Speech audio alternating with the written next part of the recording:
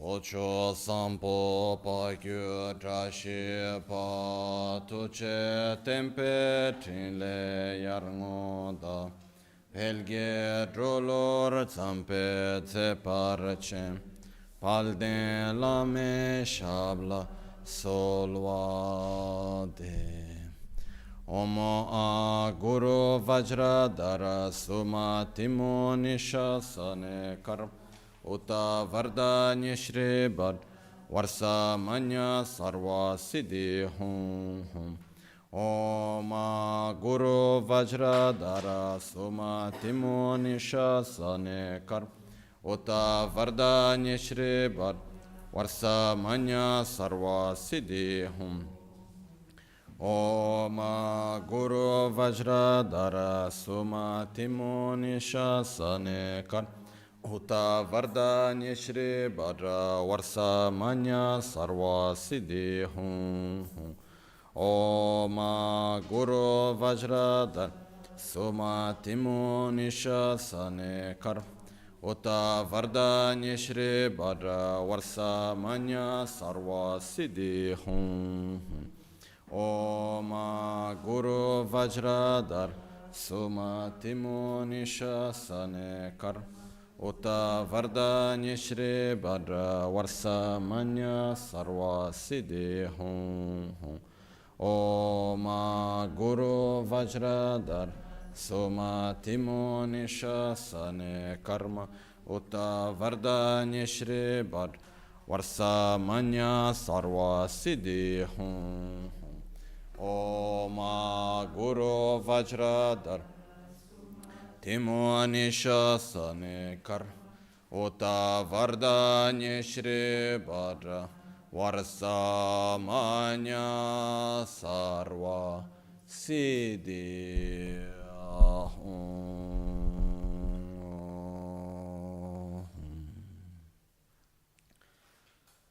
Pakyuke kodan dagi lo, pakyuke sondan dagi nga, pakyuke tukdan dagi, ten yerme chikto jingi lo. Makyuke kodan dagi lo, makyuke sondan dagi, makyuke tukdan dagi, ten yerme chikto jingi Om Muni Muni Mahamuni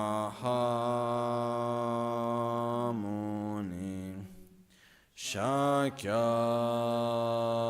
Muni Swaha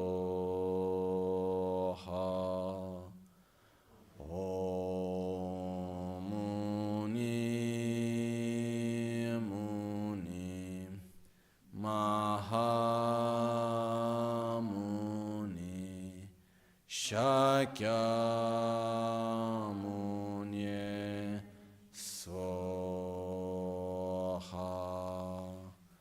Om Muni Muni Mahamuni Shakya Muni Swaha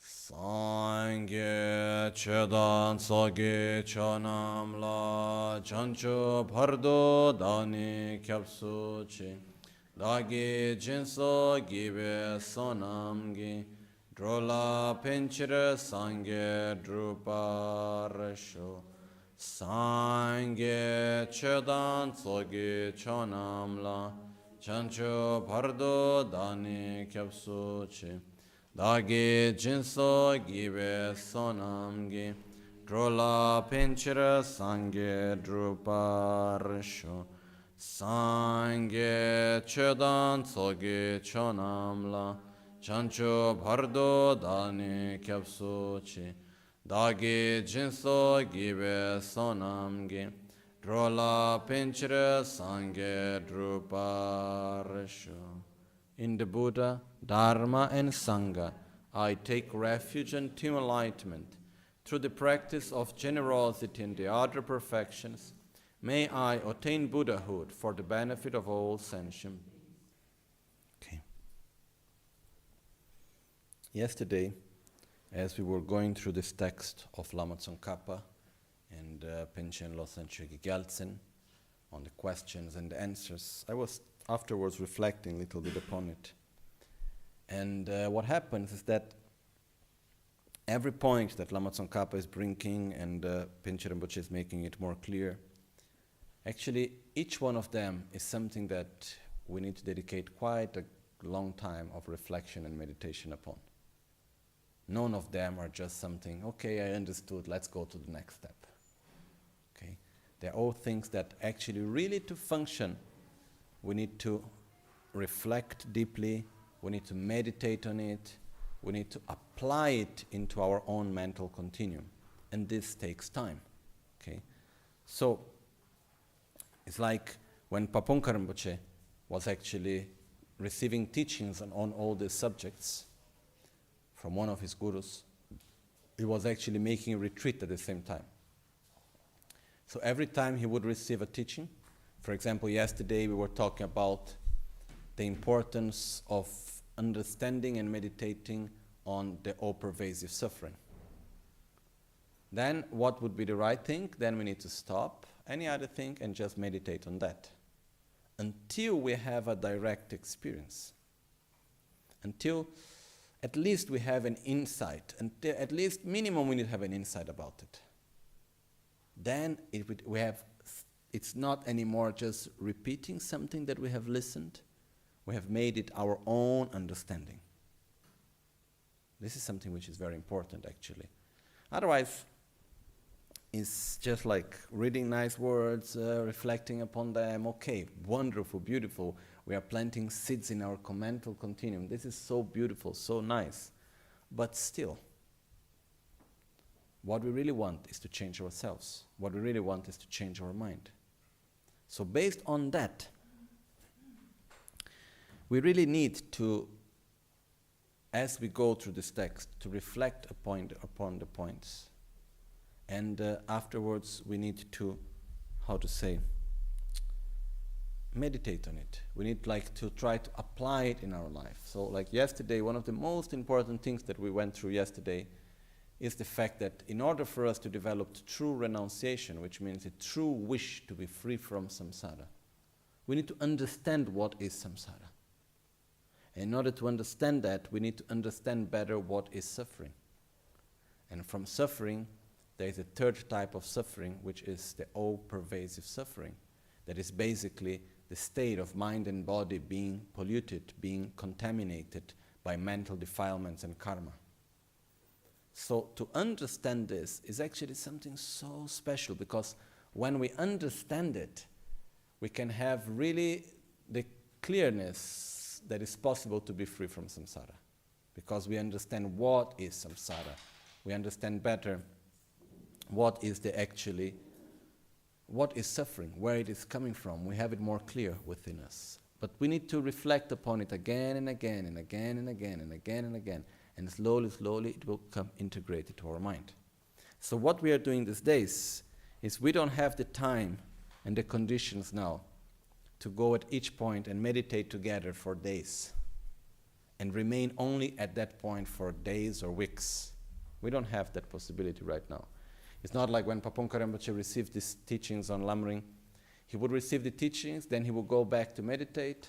When he had an insight about it, then he would come back. And then his teacher would say, he said, oh, I had this insight. And he said, okay, you did right, let's go to the next step. And sometimes he would say, no, it was not exactly like this. He would explain again, and then, okay, we continue to meditate upon this. Okay, we are already in the past, it was very rare those that had this opportunity. Now it becomes even more difficult. So what we can do these days is basically explain the text so everyone can have a better understanding about it, but this is not enough. After that, everyone needs to take this, everyone that really wants to make it serious within one's life, need to take it and bring to one's own life. needs to meditate upon it, needs to reflect, needs to read the text again and again, listen into the teaching again and again, and meditate upon it, so that it not remaining just as a knowledge, but it's remaining as an actual experience that we bring to our life. Slowly, slowly, we change the way how we see reality. We really, slowly, we really developed true renunciation within ourselves. Okay, this is just something I wanted to add before we continue. Otherwise, we may think, oh, what we need to do is just to learn the text. This is wonderful. It's good, but it's not enough. What we do here is basically explaining so that after everyone can go and reflect better upon it. Also because together with the explanation, I'm giving also the transmission of the text. So you have not only the permit, but the direct transmission in order to be able to meditate upon it more clearly. Okay, all the blessings are coming together with it. So, but if we're just giving the explanation and reading together, but what we really need to do after is to sit down and meditate and read it again and again and reflect on ourselves, okay? I'm sorry I cannot do that for you, okay? So, as we just said, what we are looking here is not a process of study. It's not a subject for us to study, even though it's good to study it. It's not a process of studying. It's actually a process of inner transformation. So it's not just a matter of acquiring new knowledge, but it's mainly changing our way of seeing reality, changing the way how we experience ourselves in the world, okay? That's why it takes time. It's not something just conceptual, okay? So that's why we need to repeat it many, many times, and then slowly, slowly we apply it, okay? It's not linear. It's cyclic. It's like a spiral. We repeat again and again, and slowly, slowly we go up. Okay? That's how it works. È un processo che non è lineare, è come uno spirale che si ripete più volte, più volte, più volte, e piano piano si sale. Okay? So let's go to the fourth question.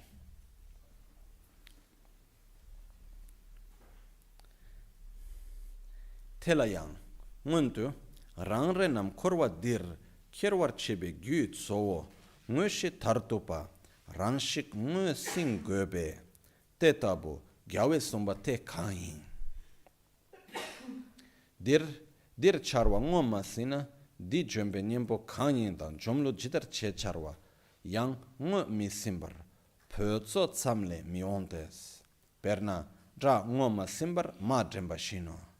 Te yang marikpa yin, te yang timu yin, te yang ngunzi yin she so mawa unkyans, tenamgi kyang charwa rang ngu masinte perna kuma kan yin ngu zin chukpetse mi yin, teyan tsumba yin, teyan shomba yin she chinye chik me kyang, kansa chikla zumo matsuk parla kuma ngu mi simba shinos, tena rangyu la carne tebetse nga korwa kewe gyui tsowo rang tar tukpa di yimbar duk nyambe nyongwa langwa gyumtse yangda la tenchin mwene su ma songwa chikla tangbor ke gote perna men tongwa la tambo ne ngwe she goba dan drawe so shenyang rangre nam korwa dir chikne chikdu gyute korwa korutso la nyongwa langwa makena korwa la shenlo keshe nge chonam na kecho nam nalma maonsa meching. Okay.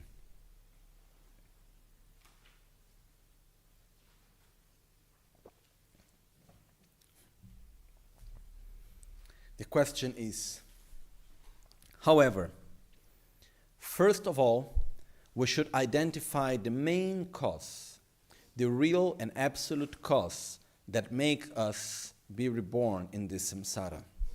Therefore, what did the victor say about such a thing? What is the true cause of suffering? Okay? We need to understand, because if we want to get out of samsara, we need to understand where is samsara coming from. What is the cause? What's the main cause of samsara? What's the root of samsara? And Lama Tsongkhapa clarifies it after saying, here, if we do not identify the cause closely, which means from our own perspective, we would have only arrogance without even knowing what the antidote is, what destroys them and how to destroy them. For instance, this is like starting a war without knowing the enemies. So it's like, if we do not know clearly within ourselves, because where is samsara? Outside or inside? Inside of us. So we need to look closely and find the cause, not looking for the cause outside. Okay? But if we are not able to recognize clearly within ourselves what is the cause of samsara, and we want to fight against samsara, and we want to find a solution, and we want to get out of samsara, it's like starting a great war without knowing who the enemy is. Okay? It's useless. It's not going to work. So, there could be some people who say that is further ignorance. Some people may say, oh, the real cause of our suffering is ignorance. It is further closed-mindedness. It is further a conception grasping at inherent existence of things and so forth. Some people may say, oh, the real cause of suffering is ignorance, is the grasping at inherent existence, and so on. Okay, but they also do not really identify the cause closely, which means we give names, but we really don't know what it is. What's the point of saying, oh, the cause of suffering is ignorance, but what is ignorance? Show me. And we don't know. Because we need to know it closely, it means we need to see it within ourselves. Are we able to see our own ignorance? Are we able to see our mind that grasps that inherent existence? If not, we are just talking. We are not pointing the finger at the actual cause of samsara. For instance, it's like someone who is asked to identify a thief and cannot identify him until he or she points to a particular individual with his finger or with his or her index finger. Regardless, whatever he or she says, it is a man, it is a monk, furthermore, it is a young one. It's like, if we need to find, the Tibetan is a little bit the other way, the text, because in Tibetan the example is given saying, it's like if you need to identify a thief and you start saying, oh yes, I know the thief, okay? The thief, first of all, it's a man. I know it's a monk. I know it's young. Is this enough to catch the thief?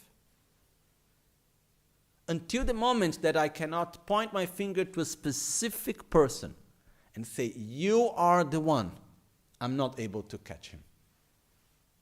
Similarly, I can say, no, the cause of ignorance, the cause of suffering is ignorance, is the grasping of inherent existence, and we use many beautiful philosophical words. But we are not able to point a finger at such ignorance. And if we are not able to point the finger clearly, closely to such ignorance that is within ourselves, we are not going to be able to find the enemy himself. So it's like if we want to shoot an arrow, but we don't know where is the target. Oh yes, the target, we have the whole description of the target, but we cannot see it. So finally we shoot arrows in many directions and we never get the actual target. So it's like we go to prepare for war and we make our war, not songs, we do the chants of wars and we make the proclamation of war and we show how strong we are, but we don't know where the enemy is. And we talk bad about the enemy and we say, look how terrible he is. He's creating so much harm. We must destroy the enemy and this and that. And we gather all our strength together to eliminate the enemy. But we have no idea where he is. Similar to that, when we ask, what's the true cause of samsara? If we are not able to point our finger clearly, closely within ourselves, and if we are not able to see our own ignorance, it's not a matter of understanding what is ignorance. It's a matter of seeing our own ignorance. Because that's what we need to overcome. It's not ignorance in general, it's our own ignorance. So if we are not able to point a finger and see our own ignorance, we will just run around and will not be able to really eliminate the true cause of samsara. Okay?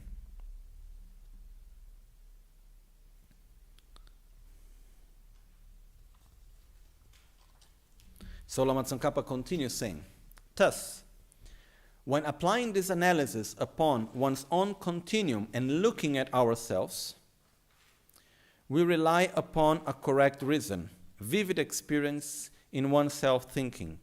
The main cause for me to be reborn in samsara is this absolute self, me.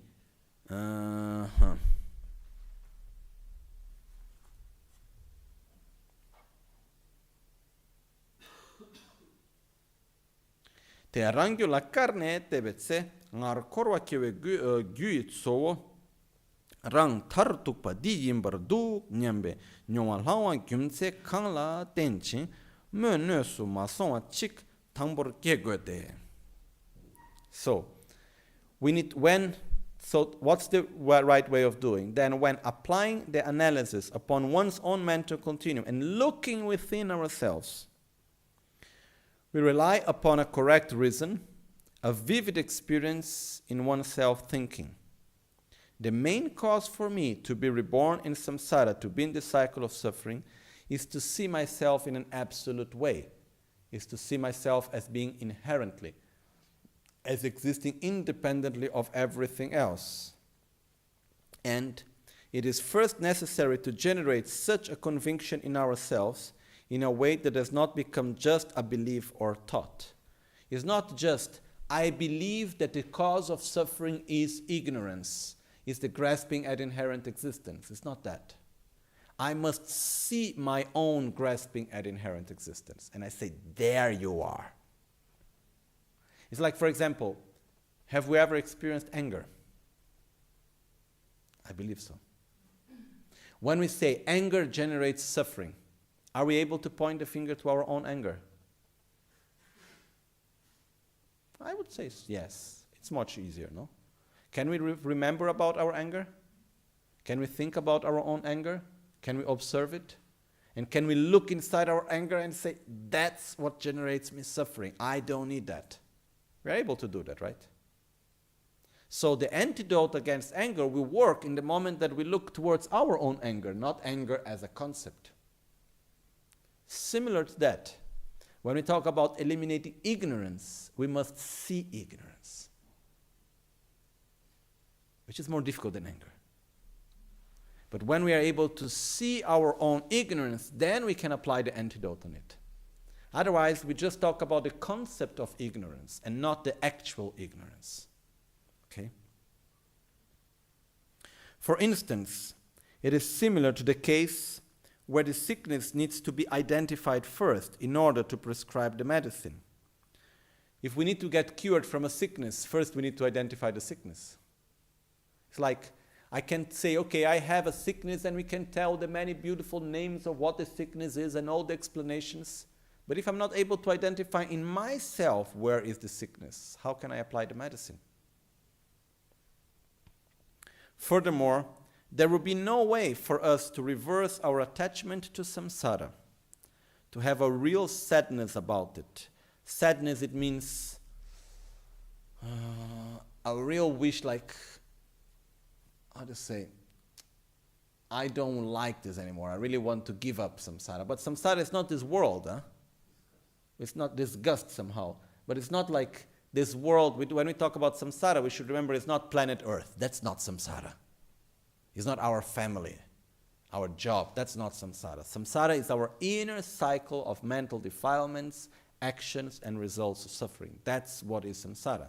It manifests through birth, aging, sickness, and death, birth, aging, sickness, and death in an involuntary way. But it's the true samsara, it's within us. So, furthermore, there will be no way for us to reverse our attachment to samsara, to have a real sadness about it, and to have a real wish to emerge definitively from it without generating a vivid experience of how we transmigrate continuously from one rebirth to another, rebirth in this samsara. We will not understand, it's not possible for us to have the strong determination, I want to get out of samsara, if we do not understand clearly what samsara is. So we need to see the cause of samsara, and we need to understand clearly how this process of rebirth and how the whole samsara is actually working. Okay? That vivid experience of how we wander in samsara occurs in dependence upon the meditation of how we wander in samsara due to the 12 links of interdependence. Okay?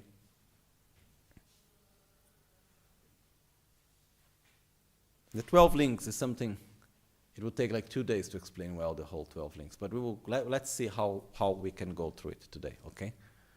But the main thing here first for us to understand, which is extremely important, and the text will repeat it again many times after, is that when we talk about the root of samsara, is not a concept. We are not talking about concepts here. We are not talking about the grasping at inherent existence and ignorance as a concept. We are talking about our own experience, the way how we see reality. That's what we are talking about, and that's what we need to change. So it's like really having the courage and the ability to look ourselves at our own eyes, to see our own ignorance without fear. Because ignorance is so wise. You know, ignorance is able to hide in so many ways.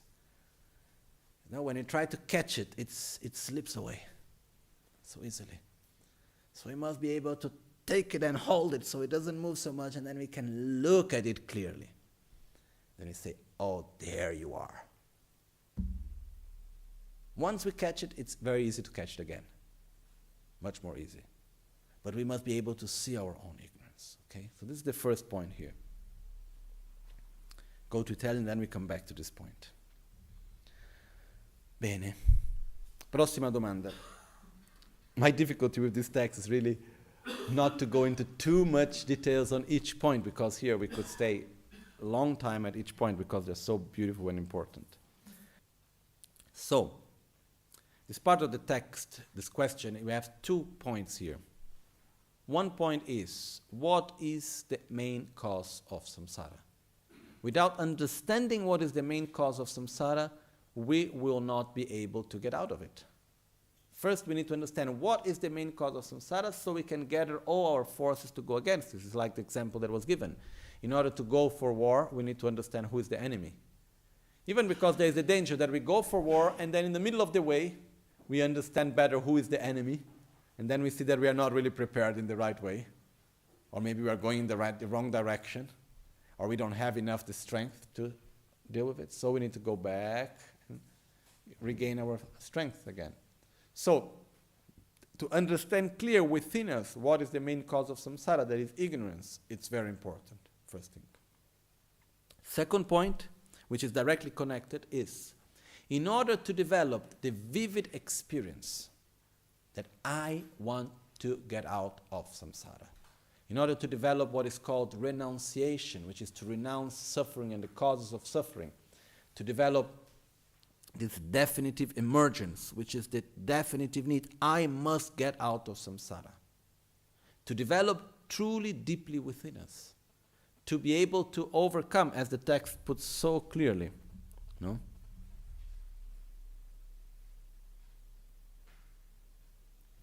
To reverse our attachment to samsara.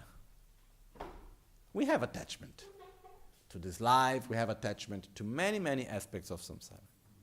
Okay? But in order to be able to reverse this attachment, to say, I don't want anymore to be in the cycle of suffering. No way. I must get out of it. First thing, what we need to do, understand what it is. I must see the cycle of suffering. I must be able to see samsara, understand how it functions. Because, I'm sorry if I am direct, but for many of us, we even don't have an idea what samsara really is. You know? What we want when we say, oh, I don't want any more samsara, what we want is that we want to have a life where we don't have any more problems. What we say when we say, oh, I don't like samsara, very often what do we think? The problems that we have at our job, the people who we relate with, our health, all the little problems that we have around. When we want to get free from that, that's what we understand. I want to get free from samsara. No. Samsara goes much, much, much, much beyond that. That's just the little, how to say, the surface. It's like if we imagine a very strong, how to say, wave, and when the wave comes very strongly, some little water sprays, okay? That's what we call samsara normally, just this little water coming to us, and we say, I don't want that. We have no idea what is behind, how deep it goes.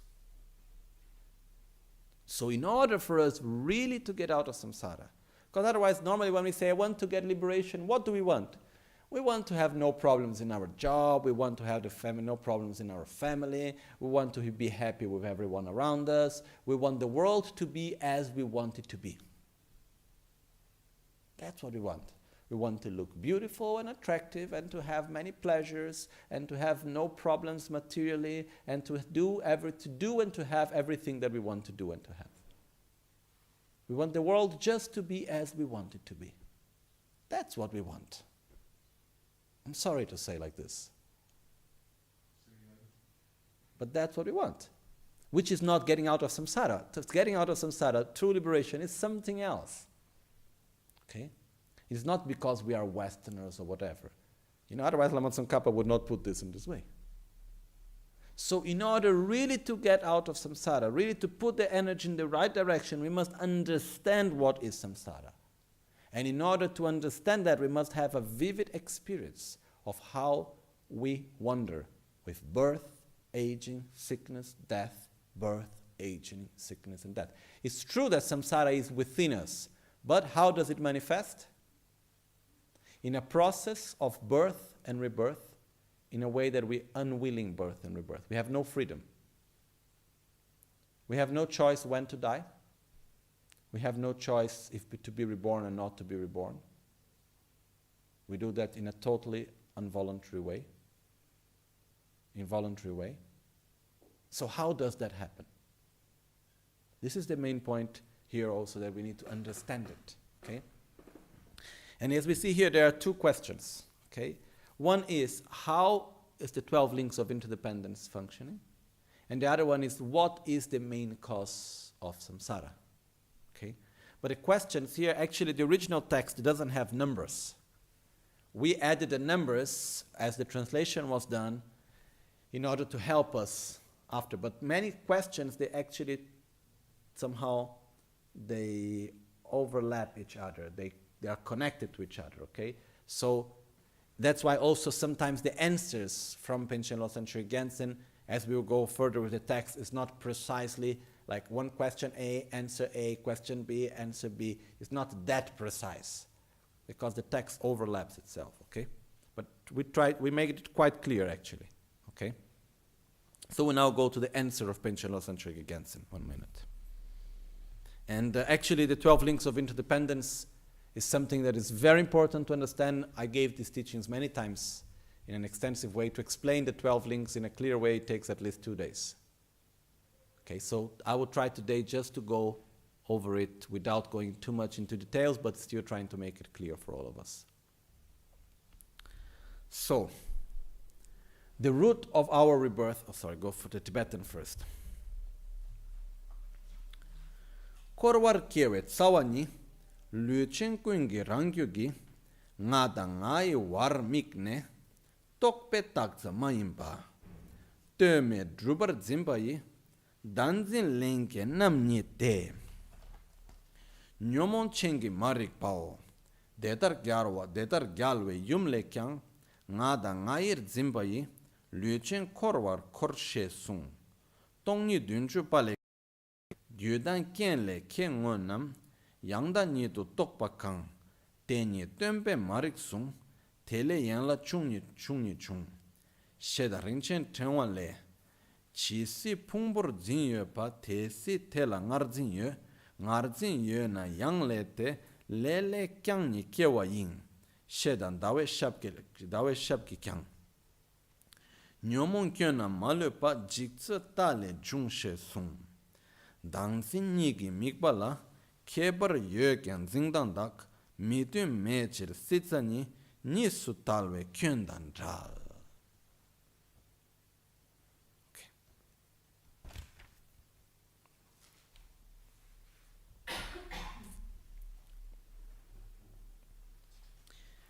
The root of our rebirth in samsara is the two kinds of inborn conceptions of self-observing.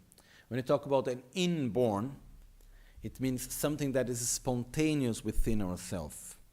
It's not something that korwa kewe tsawa ni luchen kunge rangyo ke ngada ngaye parmigne tokpe takpa ma inziba tome drubar zimpa ye danzin lenke namnite. Lenke means spontaneous. It's like inborn means something that comes in spontaneously. It's not something that is not conceptual, it's not constructed. It's something that happens spontaneous in us. So the root of our rebirth in samsara is the two kinds of spontaneous ignorance, which means the two kinds of inborn conceptions of self-observing, respectively. The self and the mind, in the mental continuum of all the embodied beings, and the grasping at them as being not merely labeled, but taught by rather as independently established, and that is a diluted ignorance. So, the root of our rebirth in samsara is the two kinds of inborn conceptions of self-observing. So, the root of samsara is the two types of ignorance. Okay, spontaneous ignorance, respectively. The self and the mind, which means the ignorance that grasps at ourself and the ignorance that grasps at all the rest of phenomena around us. In the mental continuum of all embodied beings, every sentient being that is in samsara has these two types of ignorance that grasps at oneself and grasps at phenomena. Is the grasping of the self and the grasping of phenomena. And the grasping of them as being not merely labeled by thought, but rather as independently established. That is a diluted ignorance. So what does that mean? What is the root of ignorance, of samsara? First of all, is a state of mind that is inborn, which means it's spontaneous. In Tibetan we use the word lenke. Len means together, ke means to be born. That's why it was used as the word to translate inborn, but it means spontaneous. It means it's something that is within us, in all sentient beings. It says, in the mental continuum of all embodied beings, is the mental continuum of all sentient beings. And it's of two types. Actually, it's the same, but with two manifestations. Because it says here, thus the victor also in his Mother Sutra of the Perfection of Wisdom said, due to the conception of grasping at I and mine, the embodied beings wander in samsara. So due to the conception of I and mine as being of inherent existence, all sentient beings, all the embodied beings wander in samsara. And Nagarjuna in his 70 stanzas of emptiness, Tongyi Dunjupa, also said, any conception which conceive things produced by causes and conditions as perfect is taught by a master to be an ignorance. From there arises the 12 branches of dependent relation. From there arise the 12 interdependent links. And Nagarjuna said in the Precious Garland, as long as there is grasping at one's aggregates, there is conception grasping at self in oneself. And if there is the conception of self, there will be karma. There will again be karma. From karma again comes a rebirth. Also, Chandrakirti, in his Entering the Middle Way, Uma Jukpa said, with intelligence having seen, all afflictions and defects are as arising from the view of transitory collection. With intelligence having seen, all afflictions and defects as arising from the view of transitory collection. Although there is a difference between the observed objects of the two conceptions of self, the mode of apprehension towards them is not different, whereby the root of cyclic existence is free from the problem or consequence of being two. Okay, now let's understand a little bit what it means.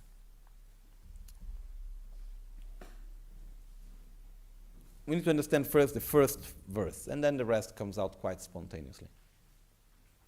So, let's try to understand well this first verse. And if we understand well this first part, all the rest will come more easily. Okay? So, as it says, Korwe kiewet sawani luchen kungi rangyuki ngadang ngayir wala mik ngadang ngayir wak mik ne tokpe taktsam mayimpa teme drubar zimbayi danzin lenke namni te. Yeah, in Tibetan, the order of the verses is a little bit different because the way of Tibetan language and English flows in a different way. And for me, it's much more easy to understand following the order of Tibetan than the order of English, okay? So I would try now just to read again directly from the Tibetan, following the order to see if it becomes more clear for you too, or it's just me that I'm used to Tibetan, okay? Korwar kiewet sawani, the root of being reborn in samsara, Luchen kungi rangyugi, it's within the mind stream of all beings that have a body, of all sentient beings, of all incarnated beings. Ngada ngayirwak mik ne, observing the self, the I, and the mind. Tokpe takza mayimba, terme drubar zimbayi, grasping that the I and the mind that it's observed, grasping at it, existing spontaneous out of its own characteristics, terme, independently of anything else, independently of the imputation of the name, independently of the observer. Tokpa takza maimbar. Tokpe means the mind that observes, okay? Which means conception. Takpa is the imputation. Maimba means not. So, the root of samsara that is in the mind stream of every sentient being is the mind that observes the I and the mind as being as not being as not depending on the imputation of the name, as existing spontaneously, autonomously, out of its own characteristics. And this is the two types of grasping that are spontaneous and innate. Danzin lenke namnite, there are these two types of spontaneously born grasping. Okay? Nyomon chena marikpao, and this is the actual delusion of ignorance.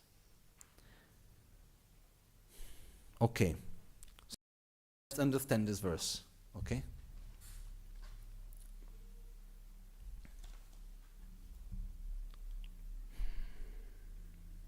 Just trying to find a shortcut.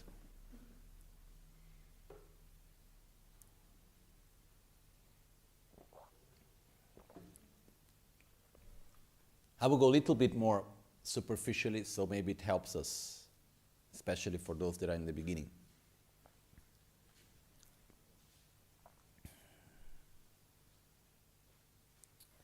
Why we suffer? Okay. Basically, normally we are ready to point our finger around ourselves and say that the cause of suffering is one person that did one thing, the other person that did another. It's because my body is like this, it's because the weather is like that, it's because the food is not good, it's because my job is not right. Okay, we have many things that we point our fingers as the cause of our suffering, which actually are not true causes of suffering. They are just conditions through which our suffering manifests. Okay. When we analyze we will see that the actual cause of suffering is our jealousy, pride, miserliness, insatisfaction, all our mental defilements, hatred, aversion, selfishness, and ultimately ignorance. Okay? Our inner instability, our mental defilements are the true cause of our suffering.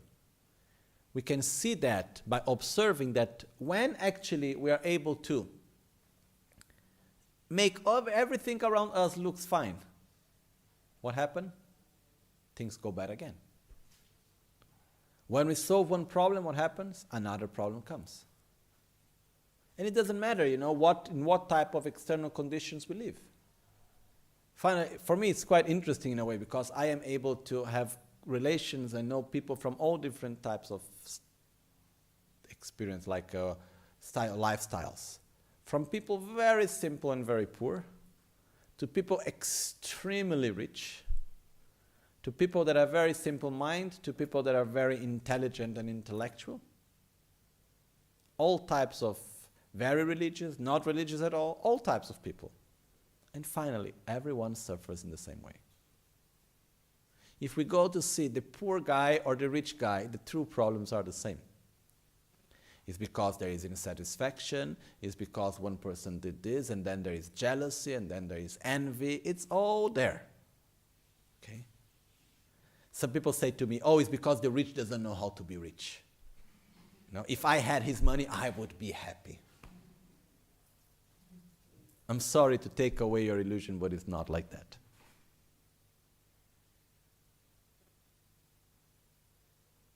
So, if we really observe well, the true cause of our suffering is in our own mental defilements.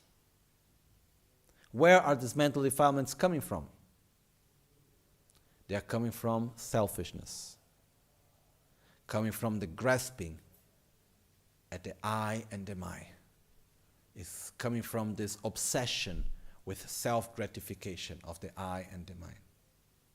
So everything that we relate through the glasses, through the lenses of selfishness, what happens is that, and anything happens that is a cause of pleasure, we develop attachment. Whenever we have attraction, whenever there is something that generates us suffering, it's a condition for us to have suffering, what we react? Aversion. From attachment and aversion, from attraction and aversion, we develop miserliness, hatred, envy, jealousy, and so on. And we suffer. Where is selfishness coming from? Selfishness is coming from ignorance. It's from the grasping at inherent existence. So we need to understand what does that mean. Okay? Because the question of Lama Tsongkhapa was not about the concept. It's about really seeing it within ourselves. Okay? So let's try to get there. Not so easy, but let's try.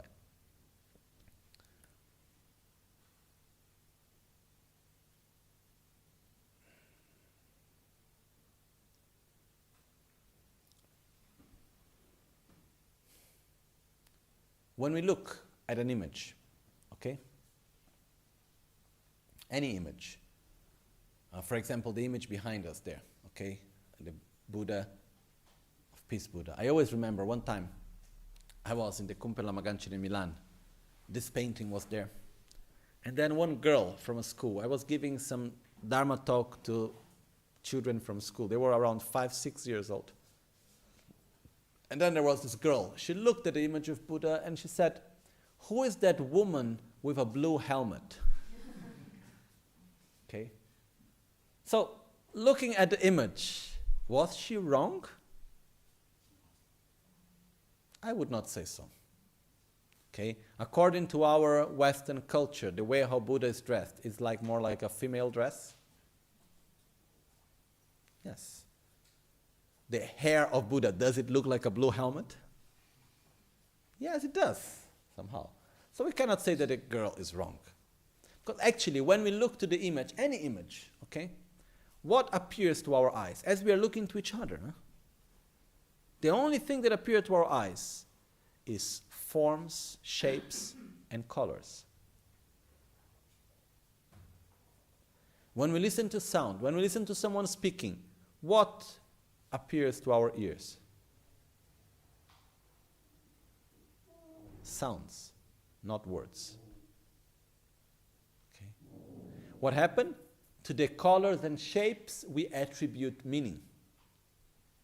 To the sounds, we attribute meaning. But really, really, what we are listening as I talk is not to words. Everything that arrives to your ear is just sound. And what I say and what you understand are very different things. Sorry.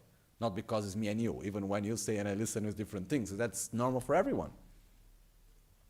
We have a thing called language, through which we have a convention that this sound represents this meaning. But very often we use the same words to mean different things, no? So, that's why, just a parenthesis. When talking to someone, always remember to ask for definitions. Otherwise, we can stay hours talking about the different thinking we're talking about the same thing. Okay, so it's very useful to say, okay, what's the definition? What do you mean about this? Okay, then we're talking about two different things. Wonderful. So we actually do agree. Looks like we do not agree, but actually we agree. Simply we use the same word to mean different things. This happens very often. Anyhow, going back. When we look at an object, like this book, okay, really what appears to our eyes is just a shape. And then we attribute a meaning to it. Okay, we say, oh, this is a book. We have our inner database, and we have all our experiences, everything that we saw and we listened and we experienced in the past. We have all a huge collection of mental images, of concepts. So whenever we see something, whenever we listen to something, whenever we touch, we smell, we enter in contact with anything, we access this database and then we say, this is this, that is that. Okay? But actually, things are not as they seem. Which means, when I look at this object, what do I see? I see a book. But actually, what is a book? If we analyze, if without analyzing, if we just look at it and ask, do I have a book in my hand? What is the question without analyzing? Yes. Anybody has any doubt about it? No. Okay. I do have a book in my hand. It's a sacred book, beautifully done. Okay. I do have a book in my hand. Wonderful. Everything functions. But if I start asking to myself and analyzing, where is the book? What is the book? Where is this book? Because when I look at the book, how does the book appear to me? Without philosophic in mind, without philosophing, without analyzing. How does the book appear to me? As existing by itself as a book there, independently of me, or it exists as a book because I am attributing this name to it? When we analyze it. When we don't analyze, how does it appear to us? There is a book. It's outside of me. When we look at the sun, when we walk and we see the trees, does the sun exist? How does it appear to us? As existing independently of us, or it exists as a sun because I am attributing, I am assigning the name sun to it, and so on? It's there. When I look at the book, what do I have to do with this book? It's there, I am here. We see everything around us as if it existed totally independently of us. Okay? Now, let's analyze it. What is a book? A book has many parts. Okay? Which are the parts that compose the book? The cover, the pages, the chapters, the words, the paper, the ink. All this together makes a book. Okay? But if we deeply analyze, why is this a book and not a collection of pages and cover?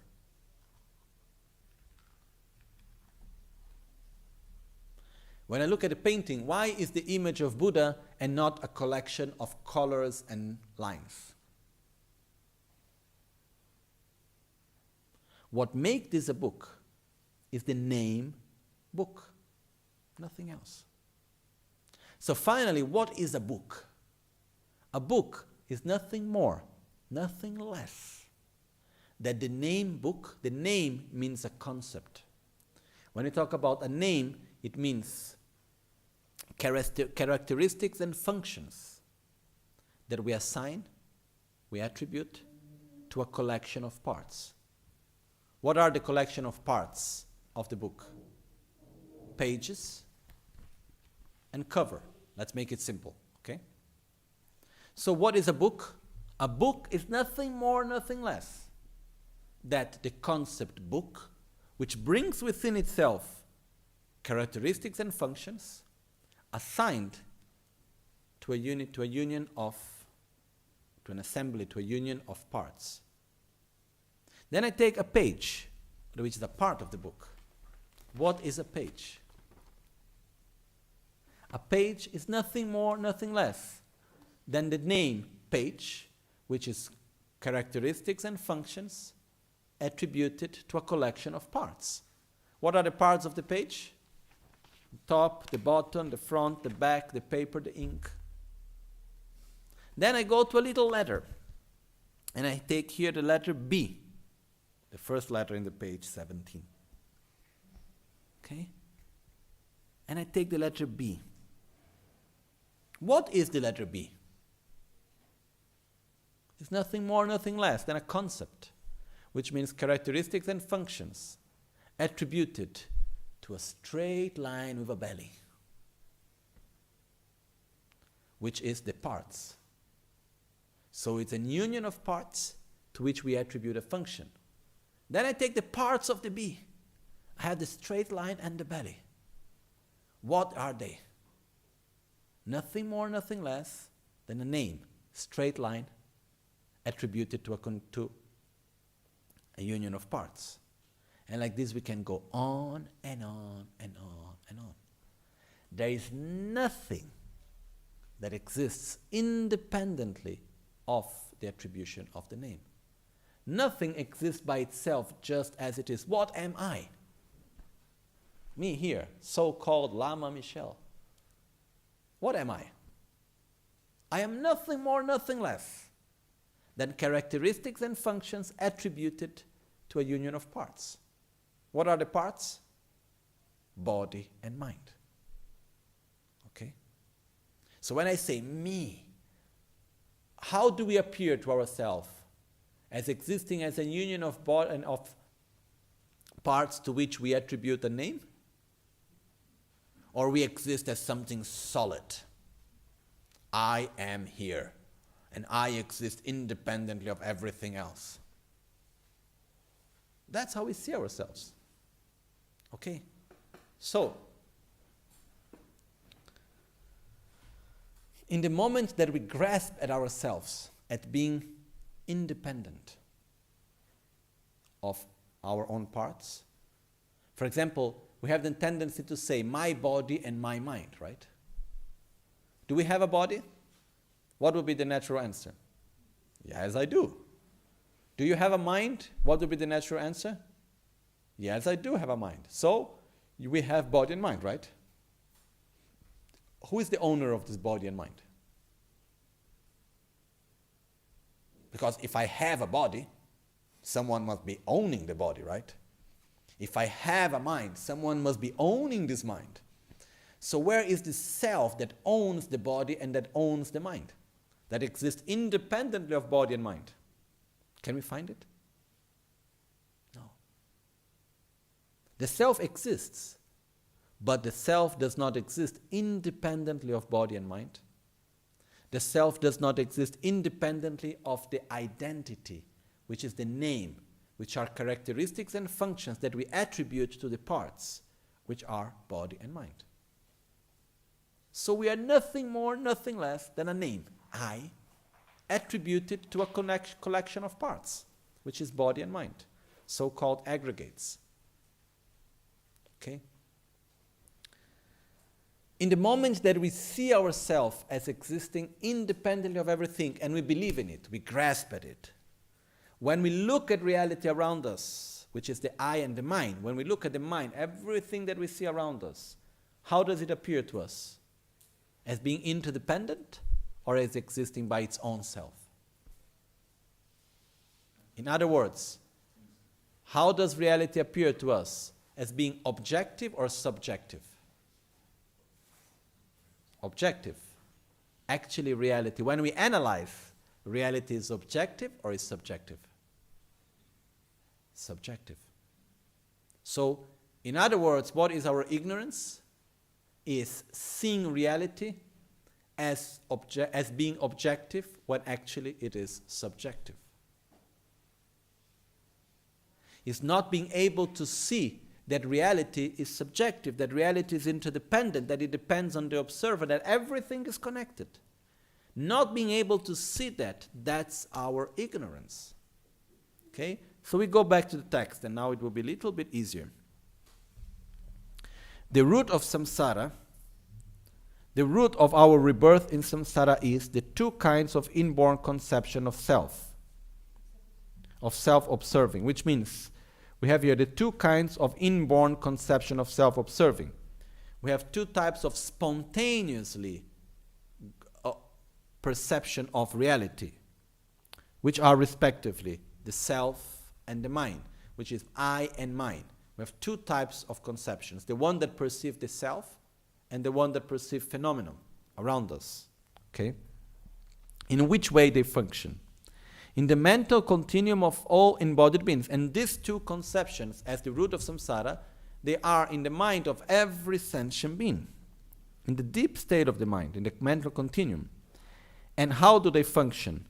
And the grasping at them as being not merely labeled by thought, but rather as independently established. And that is a diluted ignorance. So, we grasp at the self. Them here means what? The self, the I, and the mind.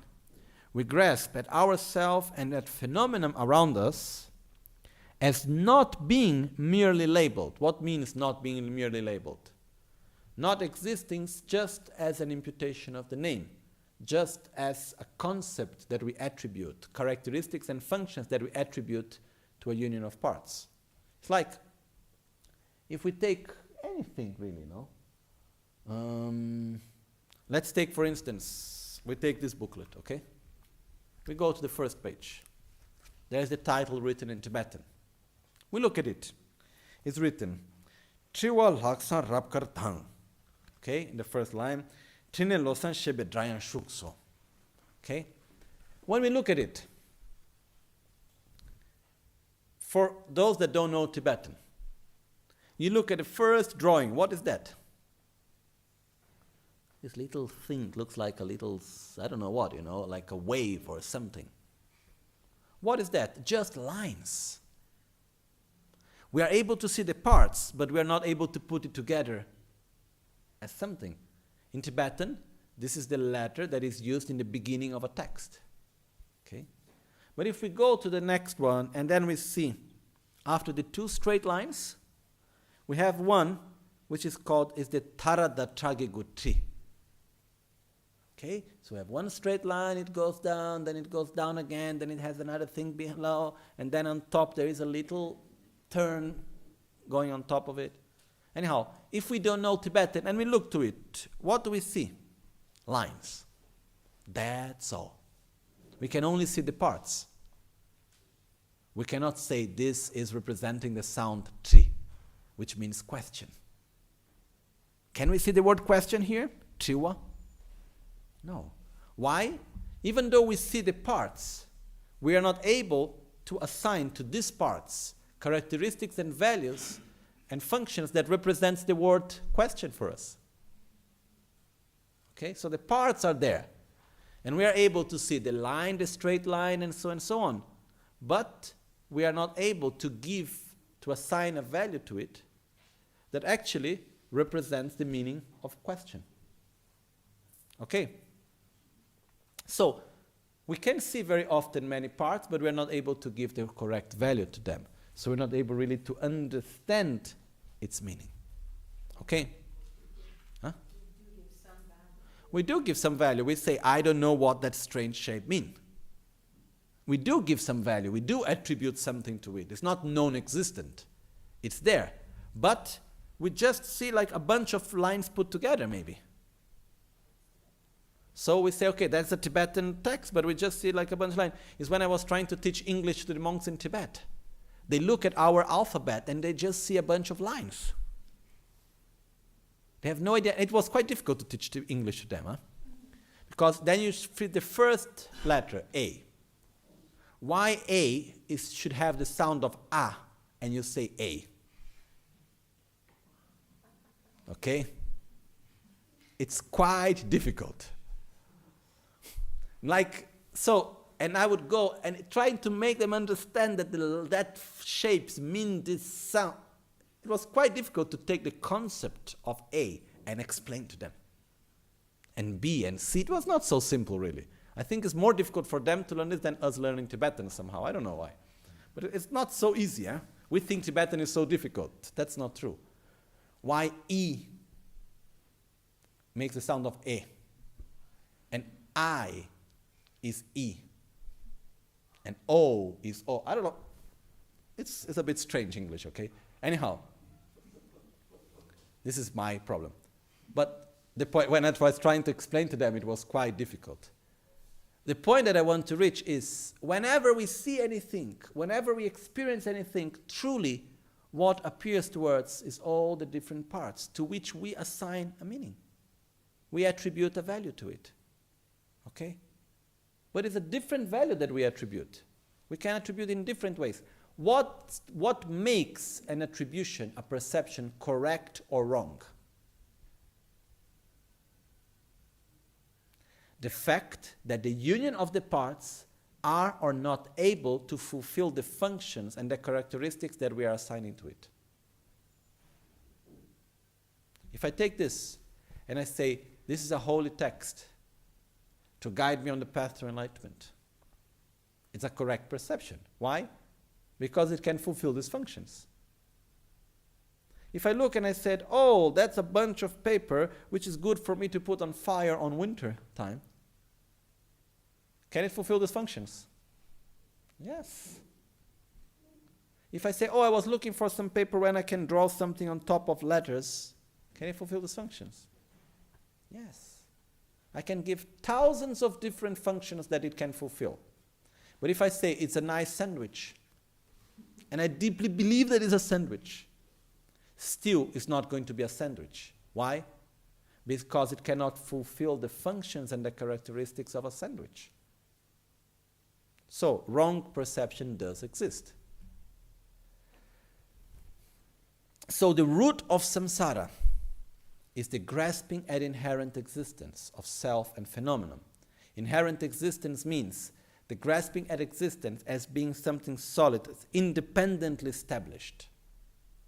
Is that when we see phenomena, we see reality, when we see ourselves and the I and the mind, when we see ourselves and the world around us as existing totally independently of everything else.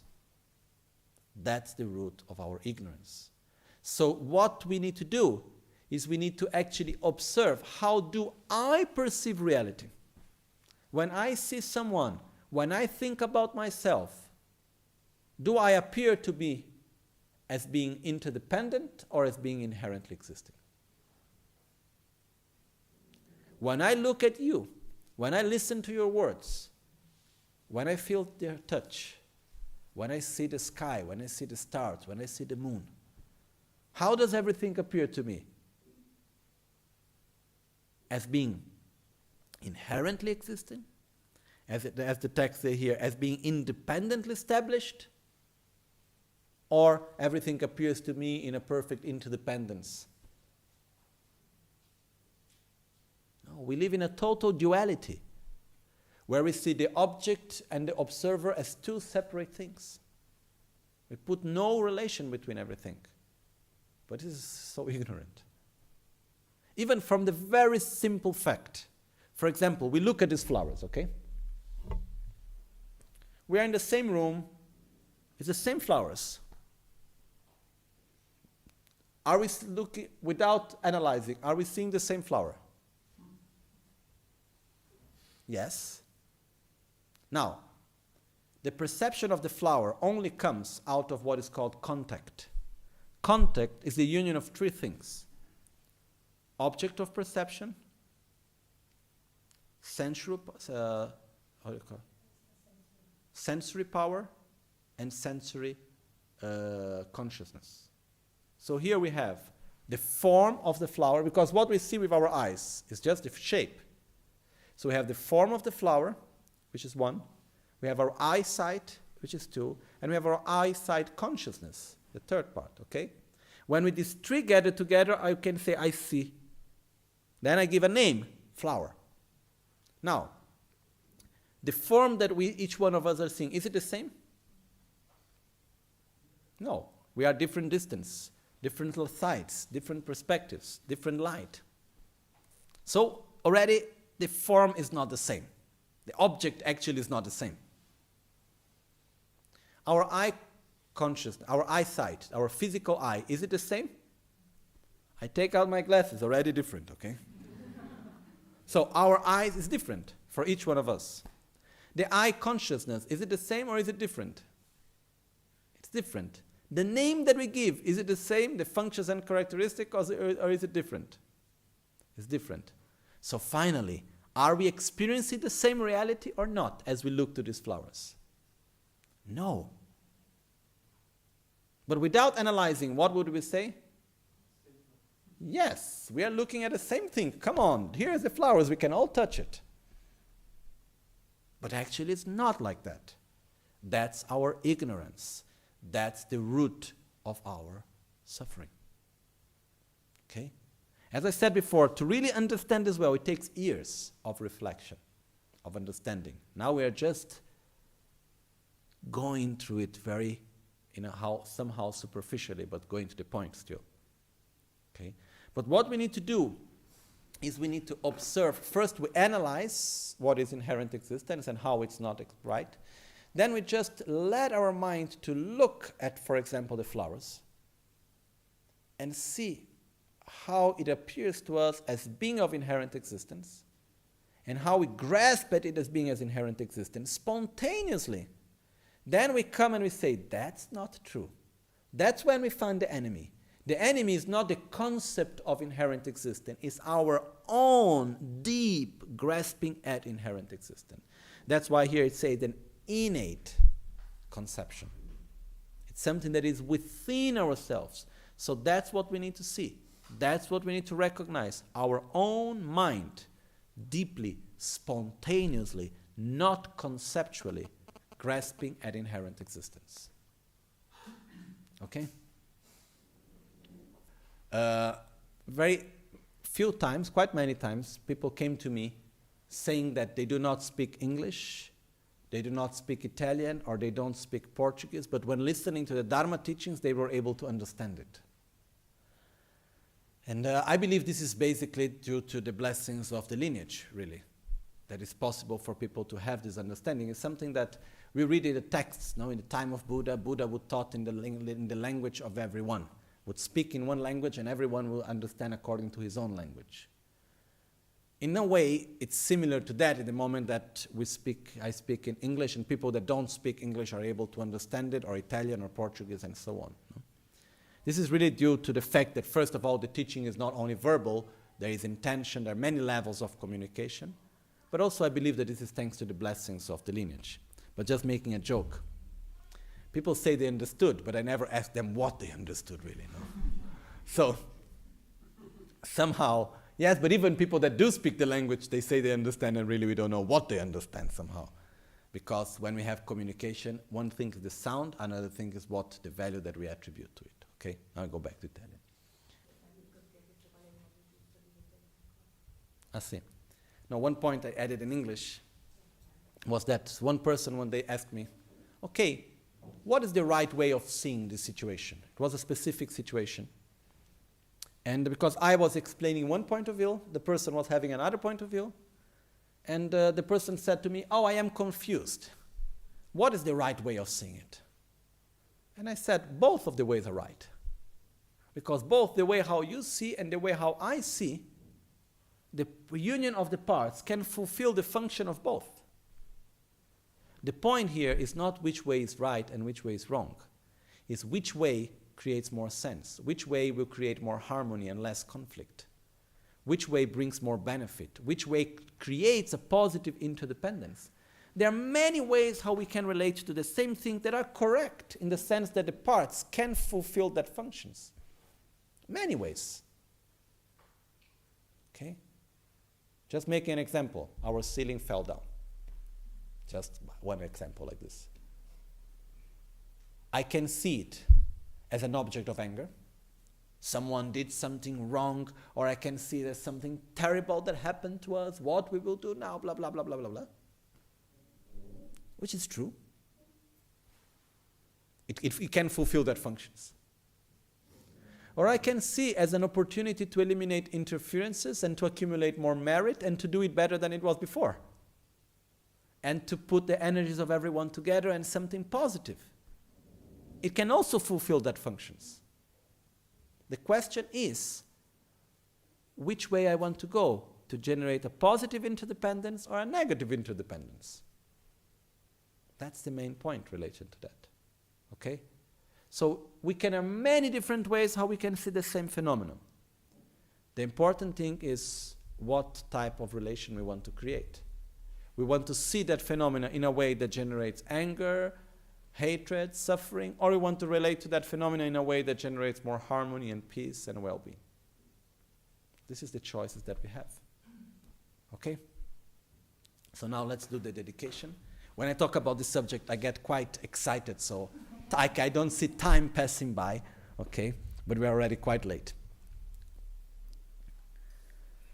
Jetson Lama kotse rapten chi namkar chinle chochur gepa dang Losang tempe dreme sasumgi drove Michel tato negur Yanda tawa Rinpoche ma ke panang ke gyurchi kepa nyampar me pa yang kongne konto pelwar sho nimo dele tsendele nime koyande ninsen takto delekpe koncho sumke jingelo koncho sumge ngodrup tsol koncho sumge trashisho.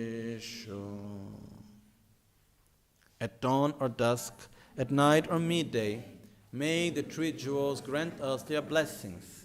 May they help us to achieve all realizations and sprinkle the path of our lives with various signs of auspiciousness. Oma Lama Sangye Rinpoche, Kyoba Lama Tamcho Rinpoche, Drenpa Lama Gendu Rinpoche, Kyamne Kuncho Sumla Chepa, Locho Sambo Pagyu Traship, Tuche Tempe Tinle Yarngoda, Pege Drolo Zambe Zebrache, Pande Lame Shela Chepa.